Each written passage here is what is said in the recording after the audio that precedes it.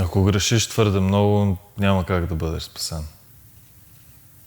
Поне това е всичко, което чуваш, когато ти казвам да се покажеш за греховете си.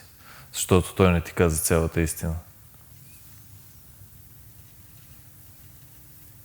Истината е, че ти не си спасен заради делата си. И никакъв грях, колкото и да е голям, не може да ти отнеме спасението. Но онези, които са мои последователи, не продължават да живеят в грях. Защото сърцата им са преобразени дори и да продължават да се борят. Не. Той каза, че покаянието е просто да промениш начина, по който мислиш. Да повярваш в Исус. Аз мисля, че като произнеса името ти няколко пъти, вече всичко е наред. Покаял съм се. Покаянието значи да се откажеш от греха. Значи е дело. Сега сам си противоречиш. Казваш, че е дело. Не. Това е доказателство. Това не е нещо, което правиш, за да бъдеш спасен. Например, майчината любов към детето е безусловна. Без значение колко пъти това дете сбърка, майката винаги ще го обича. Така е дори и с най-лошите деца.